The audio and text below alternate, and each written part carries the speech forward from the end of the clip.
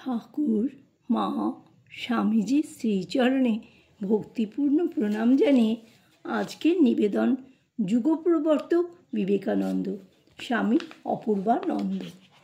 Cancer রোগে আক্রান্ত হয়ে শ্রীরামকৃষ্ণদেব কাশীপুর উদ্যানে অবস্থান করছেন। জীবকল্যাণরূপ কাজ সমাপ্ত করে তিনি এবার মহাপ্রস্থানের জন্য প্রস্তুত। ওই কঠোর অসুখের মধ্যেও তার বিশ্রাম নেই। বিশেষ করে ত্যাগী শিষ্যদের যুগচক্র পরিচালনার জন্য প্রস্তুত করছেন সাধন ভজন ত্যাগ তপস্যার মাধ্যমে। নরেন্দ্রনাথের মনেও তখন নির্বিকল্প সমাধিতে অধীরূঢ় হবার তীব্র আকাঙ্ক্ষা।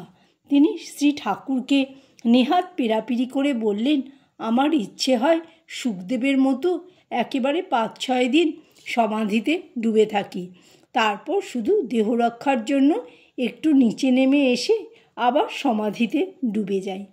নরেন্দ্রের আরতি শুনে অকস্মাৎ শ্রী ঠাকুরের ভাবান্তর হলো। তিনি তিরস্কারের সুরে বললেন, ছি ছি, তুই এত বড় আধার, তোর মুখে এই কথা? আমি ভেবেছিলাম তুই একটা বিশাল বটবৃক্ষের মতো হবি, তোর ছায়ায় সহস্র সহস্র নরনারী আশ্রয় পাবে, তা না হয়ে কিনা তুই শুধু নিজের মুক্তি চাস। নরেন্দ্র বুঝলেন ঠাকুরের হৃদয় কত মহান।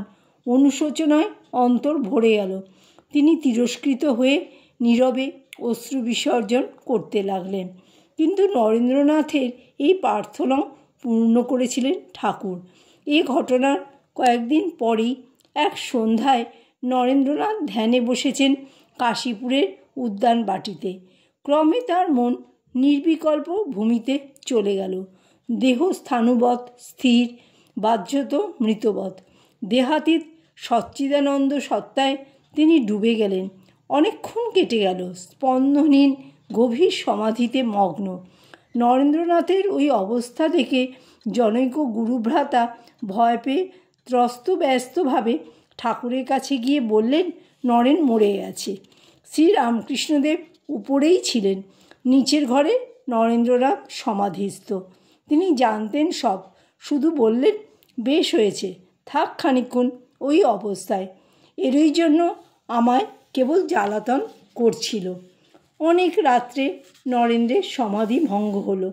তখনও কিন্তু দেহভূমিতে মন নামছে না। তিনি ওই অবস্থায় বললেন, আমার শরীর কই? ধীরে ধীরে সহজ অবস্থা প্রাপ্ত হয়ে গেলেন তিনি ঠাকুরের কাছে উপরের ঘরে।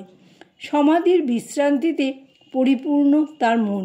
নতমুখে দাঁড়িয়েছেন ঠাকুরের সামনে। তাকে দেখি শ্রী ঠাকুর বললেন গম্ভীর স্বরে, কিরে, এবার তো মা তোকে সব দেখিয়ে দিয়েছেন, যা দেখেছিস সেসব এখন বন্ধ রইল। এখন তোকে মার কাজ করতে হবে। মার কাজ শেষ হলে আবার এই অবস্থা ফিরে পাবি। নরেন্দ্রের চিত্ত অক্ষয় প্রশান্তিতে পূর্ণ। নীরবে অধোবদনে দাঁড়িয়ে রইলেন তিনি। তাই তো নরেন্দ্রনাথ পরবর্তীকালে স্বামী বিবেকানন্দ রূপে যোগারূঢ় হয়ে এত কাজ করেছিলেন সারা বিশ্বে।